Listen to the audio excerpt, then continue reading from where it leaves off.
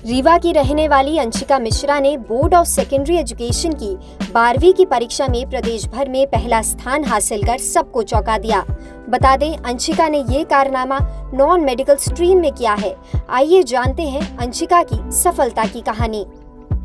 अंशिका ने इस परीक्षा में 500 में से 493 अंक हासिल किए हैं, जिसमें केमिस्ट्री में फुल मार्क्स यानी 100 में से 100 मार्क्स शामिल हैं। मेरे 98.6% है और मेरी मध्य प्रदेश में फर्स्ट है। किस तरीके से तैयारी की आपने?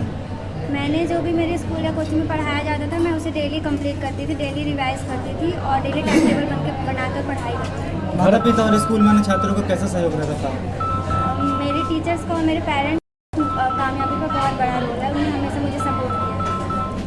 अंशिका की इस उपलब्धि पर न केवल उनके परिवार बल्कि पूरे विंध्य क्षेत्र को उन पर गर्व है।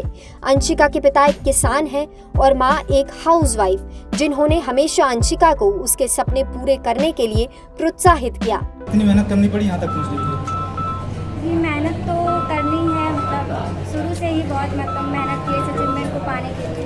वो तो पढ़ाई वढ़ाई सब अपने से करती थी, मुझे कुछ नहीं करना पड़ता था, लेकिन वो घर का काम काज में उसको काम कुछ नहीं करवाती थी और उसको जितना हो सकता था कुछ मैं ही खुद उसको उसी को दे देती थी। बोलती थी तुम रहने दो, काम करने की कोशिश भी करती थी तो उसको मैं मना कर देती थी कि तुम मत करो। तो मेरे से ज़्यादा तो वो खुद मेहनत करती थी।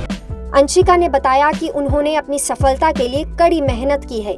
रोजाना 10 से 12 घंटे की पढ़ाई की, सेल्फ स्टडी और फुल कंसंट्रेशन से खास तौर पर मैथ्स और साइंस में अपनी समझ को गहरा करने पर जोर दिया। अंशिका IAS अधिकारी बनना चाहती हैं। वो अपनी उपलब्धियों को न सिर्फ एक मुकाम तक पहुंचाना चाहती हैं, बल्कि आगे भी नई ऊंचाइयों को छूना चाहती है।